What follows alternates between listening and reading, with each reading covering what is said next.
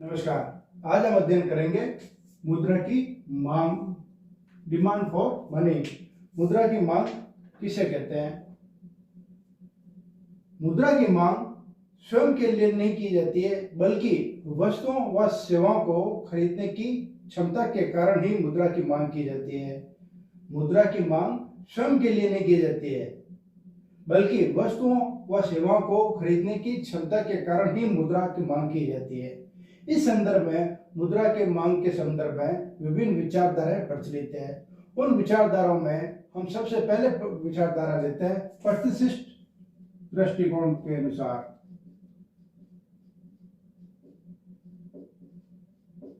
प्रतिशिष्ट दृष्टिकोण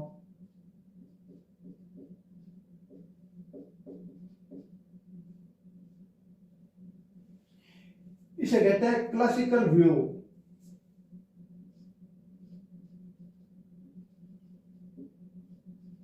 classical view इस दृष्टिकोण के अनुसार विनिमय के उद्देश्य से मुद्रा की मांग की जाती है। इस दृष्टिकोण के अनुसार विनिमय के उद्देश्य से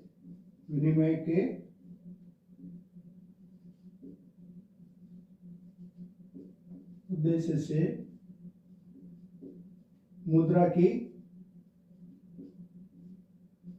मांग की जाती है।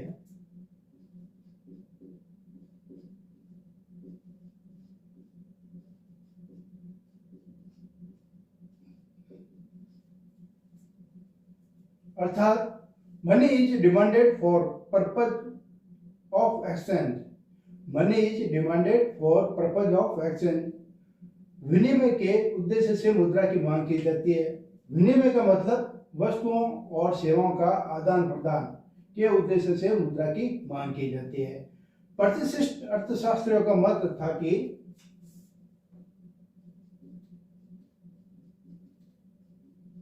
प्रतिशिष्ट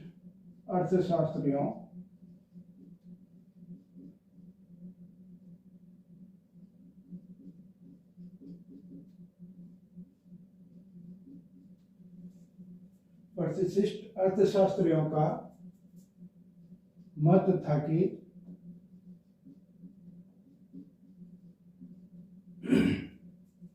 मुद्रा विनिमय का माध्यम है। मुद्रा विनिमय का माध्यम है।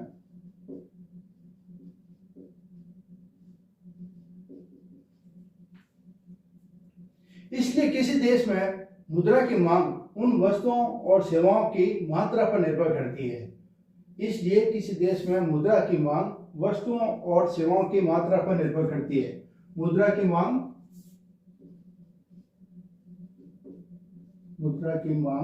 वस्तुओं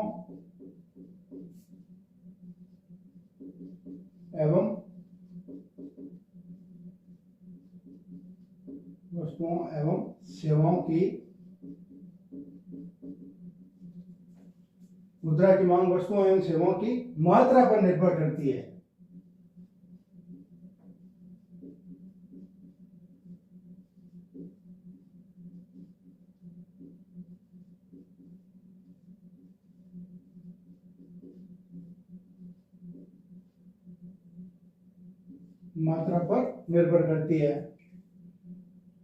जिस देश में जितने अधिक विनिमय के सौदे होंगे, वहां उतनी ही अधिक मुद्रा की मांग होगी।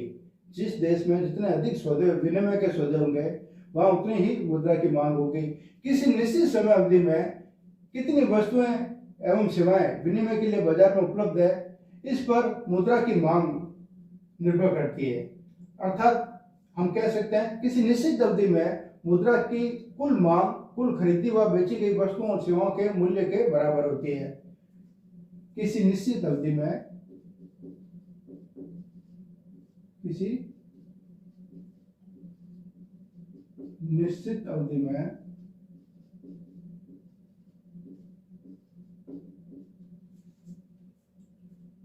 मुद्रा की कुल मांग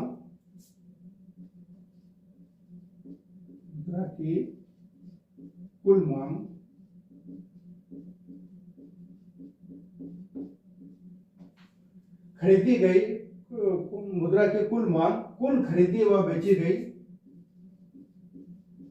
कुल खरीदी व बेची गई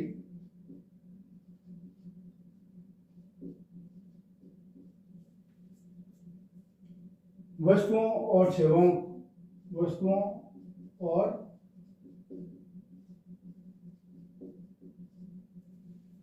सेवाओं के मूल्य के बराबर होती है।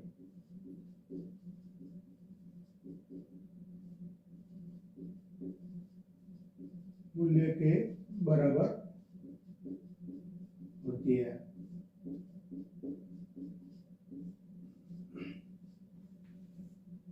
अर्थात हम इसे लिख सकते हैं कि कुल मुद्रा की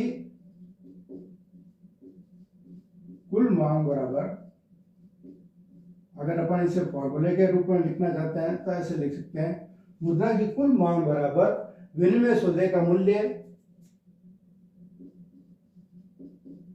विनिमय सौदे का मूल्य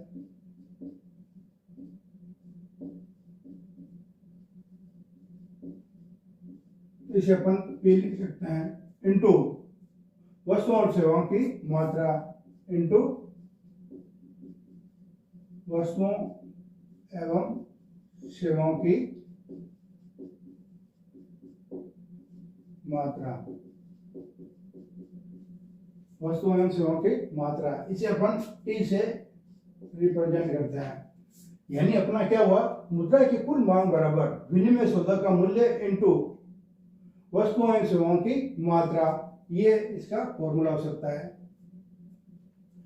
सेकंड विचारधारा लेते हैं अपन, मूल्य संचय के लिए मुद्रा की मांग की जाती है। इसे अपन क्या कहते हैं, किन्स का दृष्टिकोण। ये क्या था, प्रतिशिष्ट दृष्टिकोण था। अब दूसरा दृष्टिकोण है किन्स दृष्टिकोण।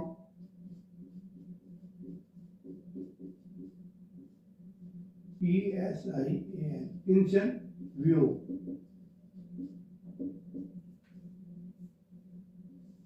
किन्स दृष्टिकोण, किन्स व्यू। किन्स व्यू के अंतर्गत मूल्य संचय के लिए मुद्रा की मांग की जाती है। इसमें क्या कहा जाता है, मूल्य के संचय के लिए, मूल्य के संचय के लिए मुद्रा की मांग की जाती है।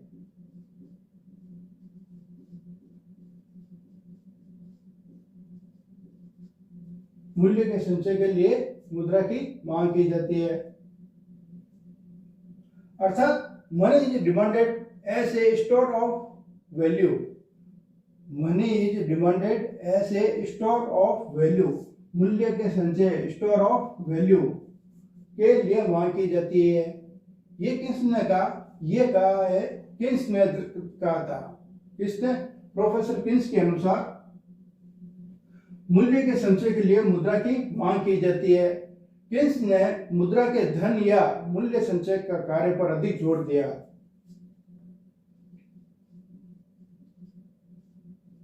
किन्स ने मुद्रा के धन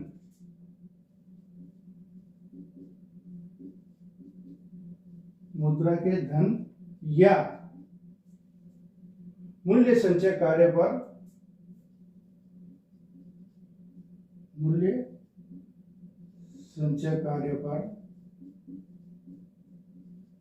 अधिक जोर दिया।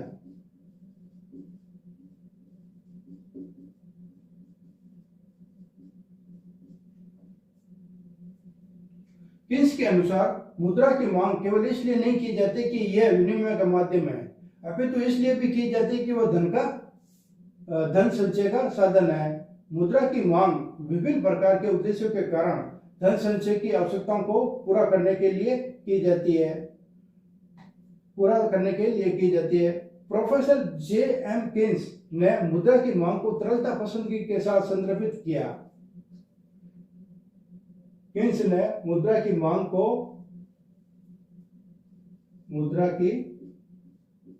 मांग को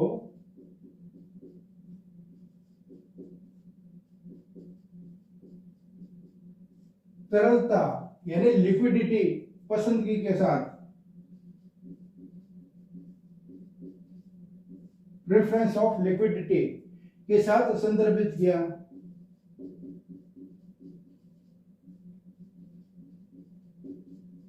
संदर्भित किया। किंस के शब्दों में तरलता पसंदगी का अर्थ है जनता द्वारा नकदी के रूप में मुद्रा की मांग।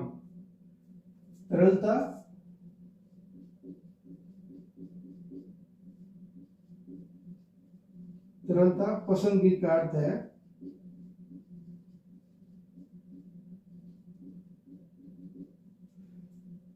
जनता द्वारा नकदी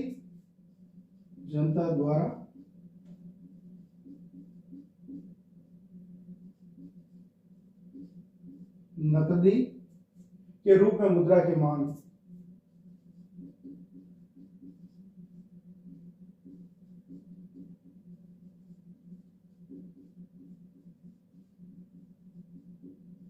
नकदी के रूप में मुद्रा की मांग। किंस के अनुसार तरलता पसंदगी अर्थात मुद्रा की मांग 3 उद्देश्यों से की जाती है। कितने उद्देश्यों से की जाती है? 3 उद्देश्यों से की जाती है।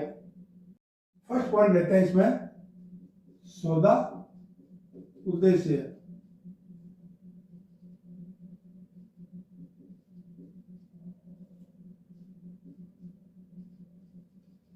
Transaction motive.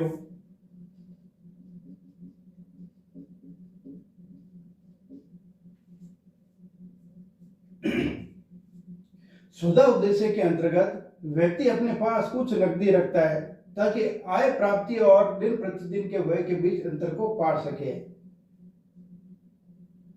आय एक निश्चित समय अंतर के बाद मिलती है जबकि व्यय दिन प्रतिदिन करना पड़ता है। आय एक निश्चित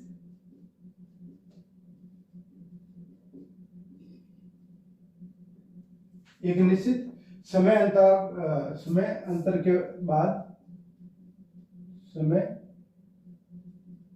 के बाद मिलती है।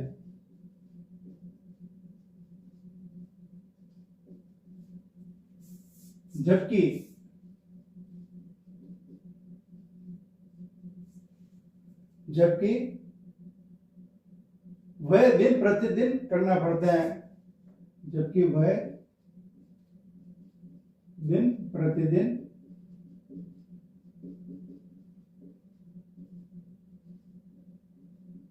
करने पड़ते हैं।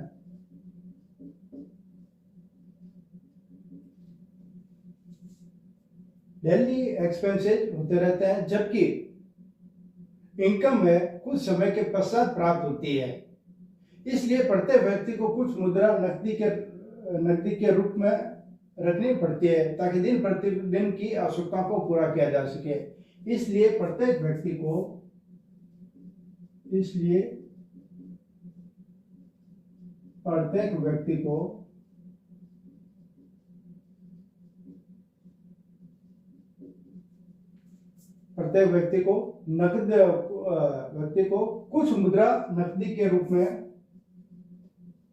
कुछ मुद्रा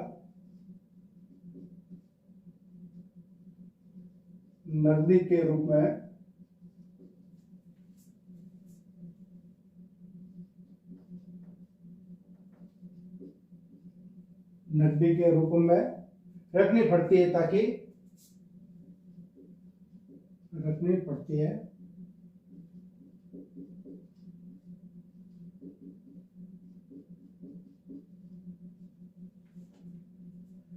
दिन प्रतिदिन की आवश्यकताओं को पूरा किया जा सके।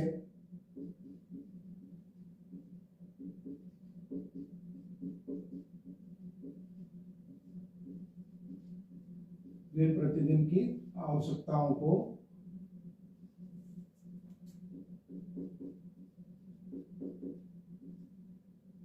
को पूरा किया जा सके।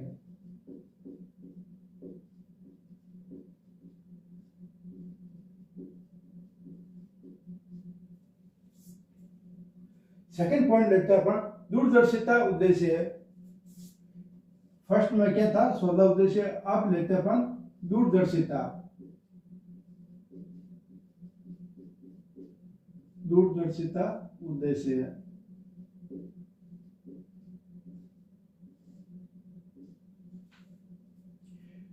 Precautionary motive.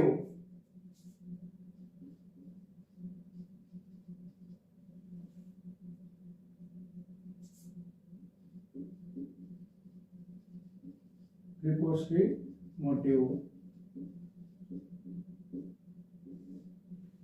प्रिकॉशनरी मोटिव प्रत्येक व्यक्ति मुद्रा की एक निश्चित मात्रा नकदी के रूप में रखना चाहता है ताकि वह कुछ अप्रत्याशित दुर्घटनाओं जैसे बीमारी, किसी न किसी प्रकार की आकस्मिक दुर्घटना से स्वयं को बचा जा सके। प्रत्येक व्यक्ति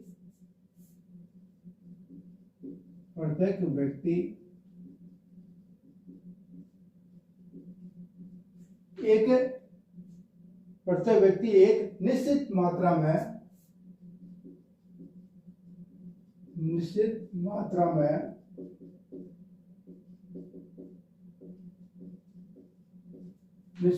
में नकदी के रूप में या नकद के रूप में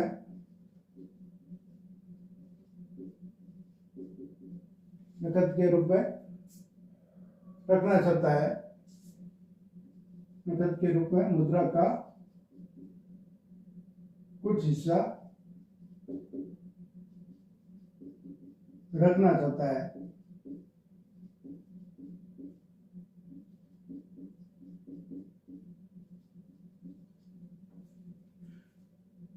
क्योंकि कुछ अप्रत्याशित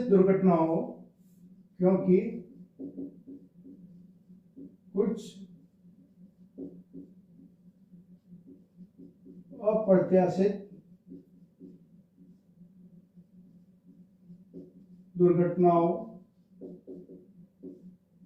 या आकस्मिक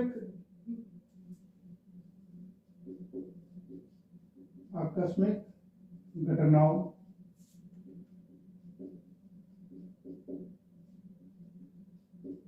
से बचाव कर सके, स्वयं का बचाव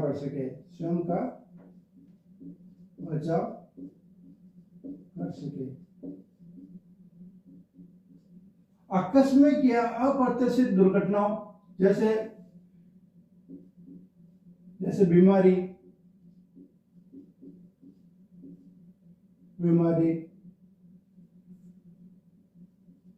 दुर्घटना, एक्सीडेंट आदि से है।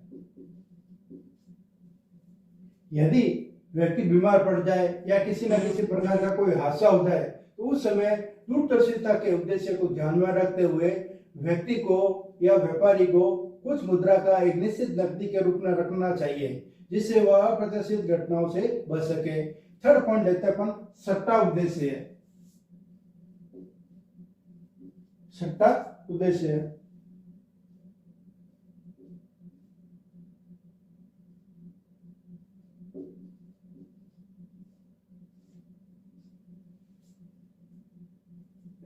Speculative motive.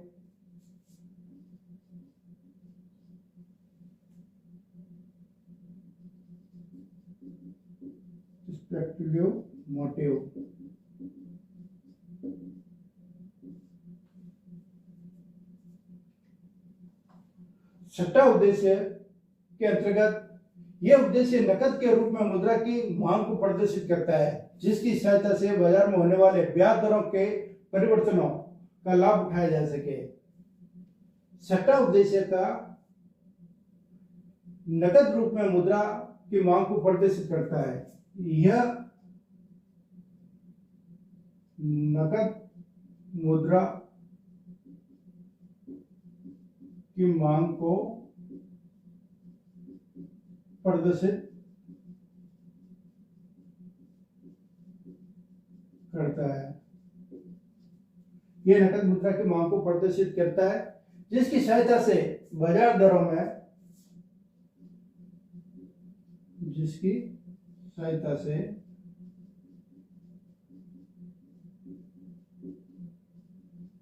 बाजार दरों में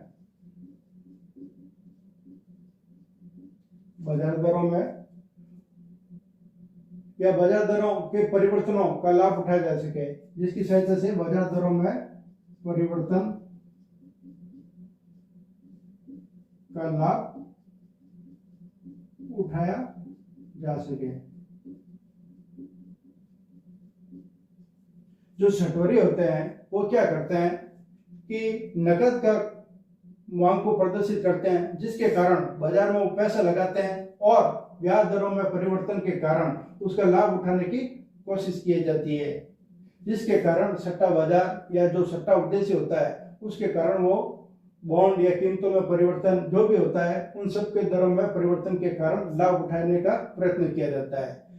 सौदा उद्देश्य एवं दूरदर्शिता उद्देश्य के लिए मुद्रा की मांग ब्याज के प्रति बेलोच होती है, किंतु सट्टा उद्देश्य के लिए मुद्रा की मांग ब्याज के प्रति लोचपूर्ण होती है। सौदा उद्देश्य एवं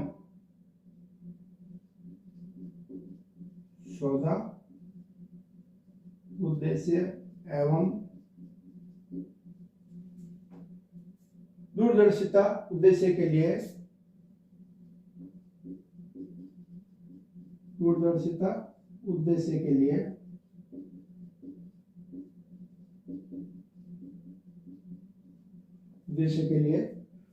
मुद्रा की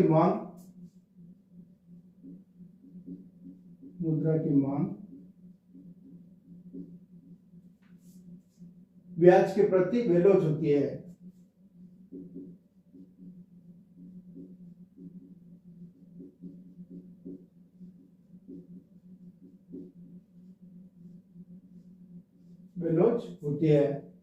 किंतु सट्टा उद्देश्य के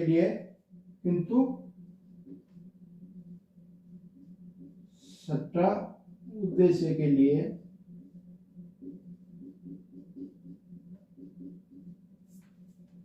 मुद्रा की मांग ब्याज के प्रति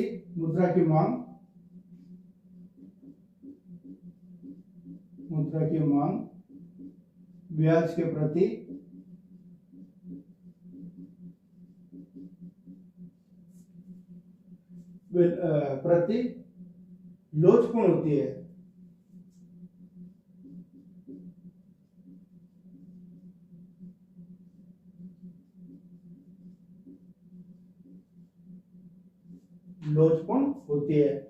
सट्टा उद्देश्य के लिए मुद्रा की मांग ब्याज की दर का एक हास्यमान फलन होती है।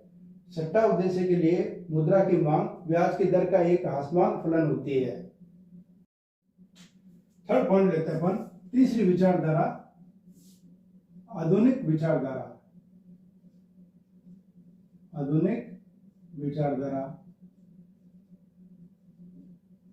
Modern view.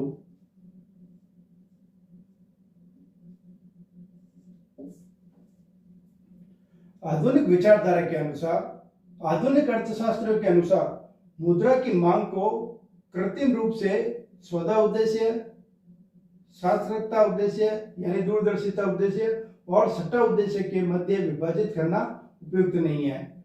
अर्थात तीनों उद्देश्यों के बीच एक स्पष्ट विभाजन रेखा नहीं खींची जा सकती है। अतः आधुनिक अर्थशास्त्री मुद्रा की मांग पर पृथक विचार न करके कुल मांग पर विचार करते हैं। आधुनिक अर्थशास्त्री मुद्रा की मांग पर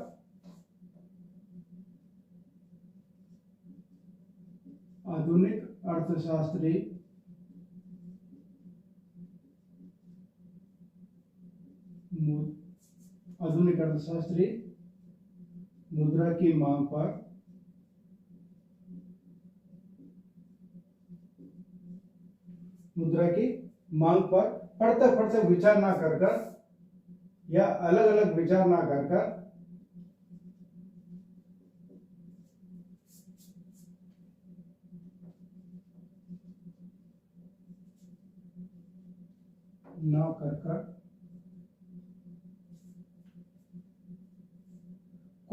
मुद्रा कुल मांग पर विचार करते हैं, ना करके कुल मांग पर विचार करते हैं।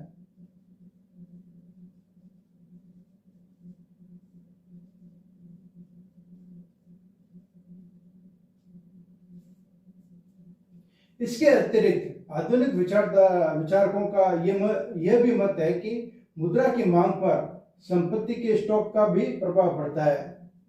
मुद्रा की मांग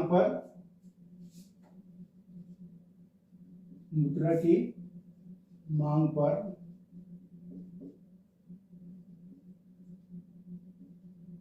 संपत्ति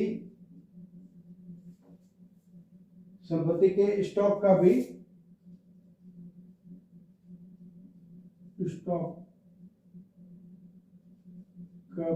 प्रभाव पड़ता है।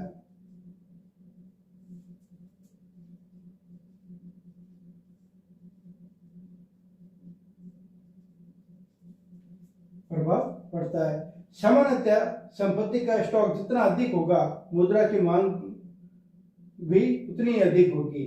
सामान्यतः संपत्ति का स्टॉक जितना अधिक होगा, मुद्रा की मांग भी उतनी ही अधिक होगी। संक्षेप में हम कह सकते हैं, आधुनिक अर्थशास्त्रियों के अनुसार मुद्रा की मांग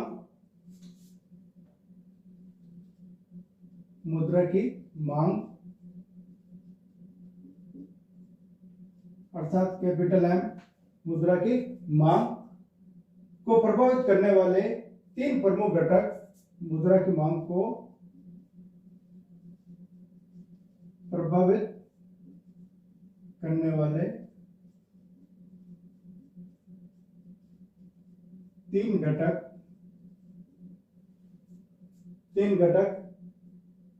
अर्थात आय, इनकम,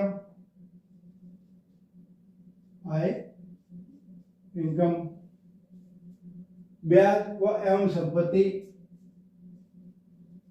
ब्याज तथा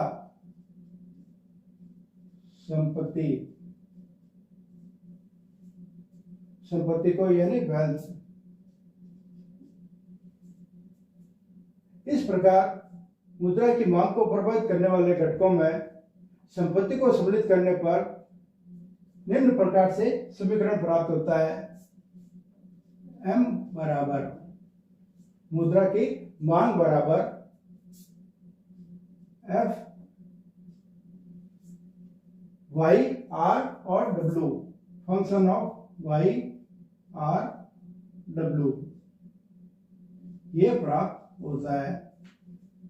अतः इस समीकरण से हमें यह ज्ञात होता है कि मुद्रा की मांग को प्रभावित करने वाले तीन घटक कौन कौन से हैं, फैक्टर कौन कौन से हैं, आय, ब्याज तथा संपत्ति। ये क्या करते हैं, मुद्रा की आधुनिक विचारधारा को प्रभावित करते हैं। अध्ययन करते हैं मुद्रा की मांग को प्रभावित करने वाले घटक, factor affecting the demand for money. मुद्रा की मांग को विभिन्न प्रकार के घटकों या तत्वों को प्रभावित करते हैं। जैसे फर्स्ट पॉइंट लेते हैं ब्याज की दर,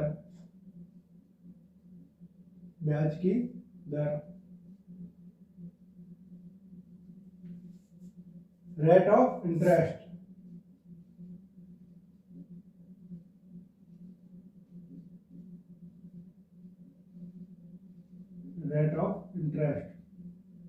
ब्याज की दर। सामान्यतः यह कहा जाता है कि ब्याज की दर तथा मुद्रा की मांग का विपरीत संबंध होता है। ब्याज की दर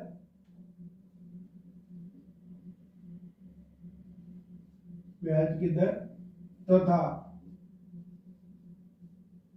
मुद्रा की मांग का विपरीत संबंध होता है,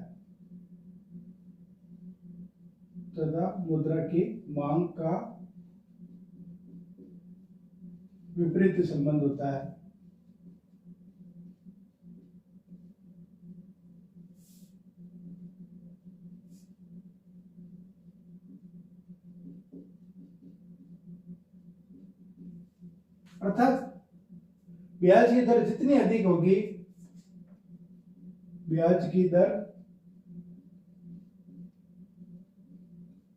जितनी अधिक होगी मुद्रा की मांग उतनी ही कम होगी। ब्याज की दर अधिक तो मुद्रा की मांग, ब्याज की दर अधिक होने पर मुद्रा की मांग कम होगी। मुद्रा की मांग कम होगी। लोग मुद्रा को नकदी के रूप में रखने के स्थान पर उसे उधार देकर ब्याज के रूप में आय प्राप्त करना अधिक पसंद करते हैं। ब्याज प्राप्त करने के लिए लोग मुद्रा को नकद के स्थान पर रखने पर उधार देना उचित समझते हैं। ब्याज की दर अधिक होने पर मुद्रा की मांग कम होगी तथा मुद्रा की मांग अधिक होने पर ब्याज की दर कम होगी। विपरीत संबंध पाया जाता है। सेकंड पॉइंट लेते हैं अपन, साख की उपलब्धता। साख की उपलब्धता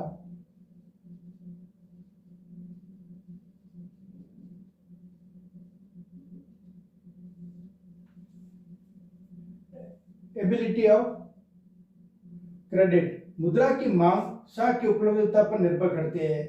यदि साख उचित मात्रा में श्रद्धा से कम ब्याज पर मिल जाती है तो मुद्रा की मांग कम होगी। यदि साख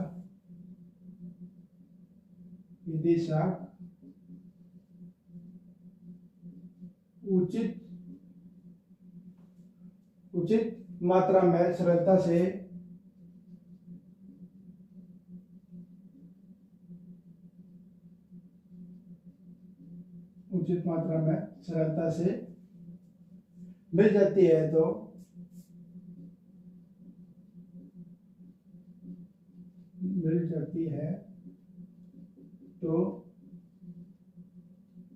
मुद्रा की मांग कम होगी।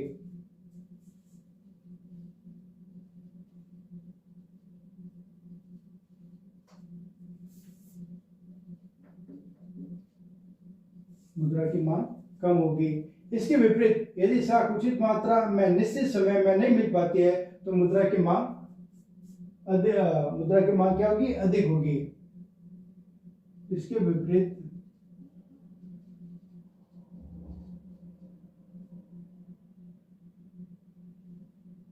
विपरीत साख की उचित मात्रा नहीं मिलने पर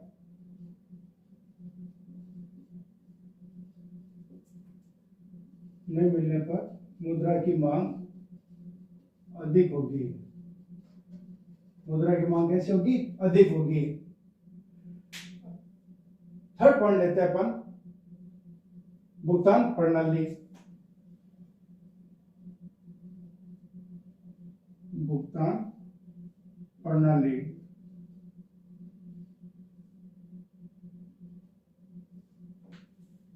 अर्थात पेमेंट सिस्टम। यदि उत्पादन तथा वितरण प्रक्रिया में वस्तुओं तथा सेवाओं के लिए नकद भुगतान करना पड़ता है तो मुद्रा की मांग अधिक होगी। इसके विपरीत यदि भुगतान नकद के रूप में नहीं करना पड़ता है तो मुद्रा की मांग कम होगी। यदि उत्पादन तथा वितरण प्रक्रिया में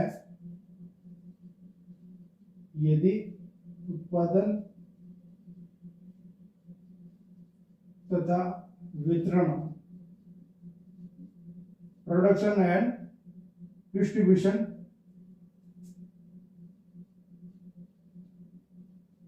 प्रक्रिया या प्रणाली में वस्तुओं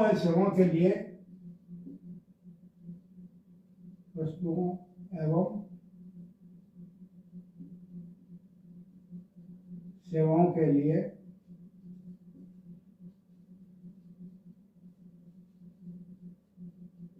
भुगतान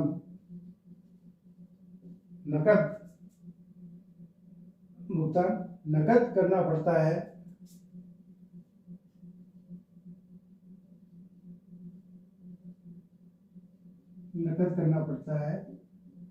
तो मुद्रा की मांग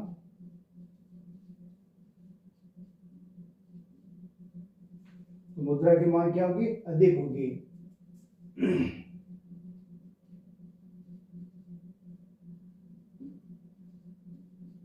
जबकि इसके विपरीत यदि भुगतान नकद के रूप में नहीं करना पड़ता है तो मुद्रा की मांग क्या होगी, कम होगी। नेक्स्ट पॉइंट लेते हैं अपन भविष्य में आय प्राप्ति की संभावना।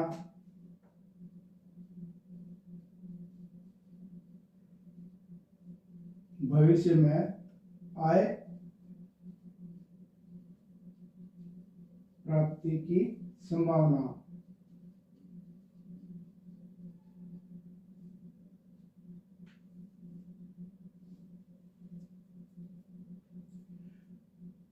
यदि भविष्य में अधिक आय की प्राप्ति की संभावना हो तो मुद्रा की मांग कम होगी।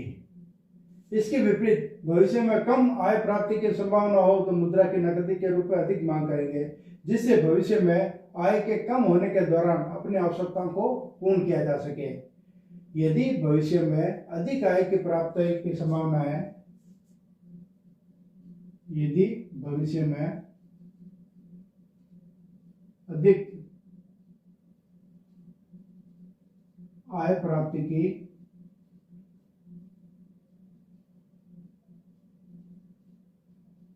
संभावना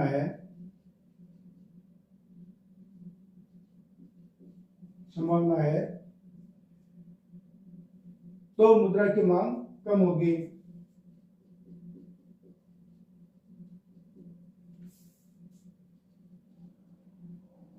मुद्रा की मांग कम होगी।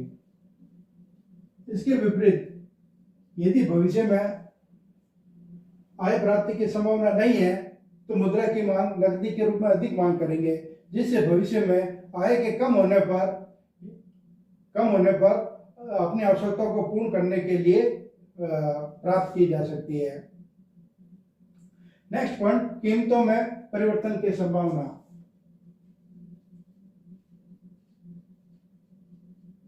कीमतों में परिवर्तन की संभावना। परिवर्तन की संभावना।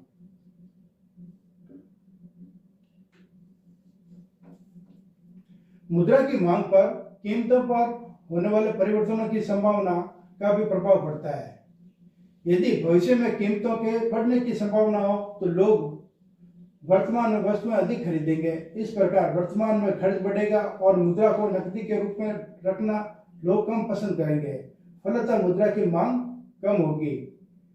यदि भविष्य में कीमतों के बढ़ने की संभावना है तो लोग मुद्रा की मांग कम होगी, वस्तुएं अधिक खरीदेंगे। इस प्रकार वर्तमान में खर्च बढ़ेगा और मुद्रा को नकदी के रूप में लोग कम पसंद करेंगे, फलतः मुद्रा की मांग कम होगी। इसी प्रकार एक अगला पॉइंट और है राष्ट्रीय संपत्ति। 6 पॉइंट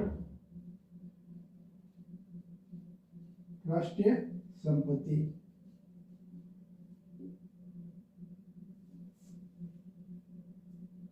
साधारणतः यह विश्वास किया जाता है कि एक समाज जितना अधिक धनी होगा मुद्रा की उतना ही अधिक मांग की जाएगी। अर्थात एक समाज जितना अधिक धनी होगा मुद्रा की उतनी ही अधिक मांग की जाएगी। इसके विपरीत यदि समाज गरीब है तो मुद्रा की मांग उतनी ही कम की जाएगी, मुद्रा की मांग उतनी ही की जा सकती है। अर्थात मुद्रा की मांग पर कई तत्वों का प्रभाव पड़ता है, परंतु इनमें से अधिकतर तत्व स्थिर रहते हैं तथा उनके प्रभाव की अवहेलना की जाती है। इसलिए मुद्रा की मांग साधारणतः स्थिर रहती है। मुद्रा की मांग पर कई तत्वों का प्रभाव पड़ता है, परंतु उनमें से अधिकतर तत्व कांस्टेंट रहते हैं, स्थिर रहते हैं तथा उनके प्रभाव की अवहेलना की जाती है। इसलिए मुद्रा की मांग साधारणतः स्थिर रहती है। मुद्रा की मांग कैसी रहती है? साधारणतः स्थिर रहती है।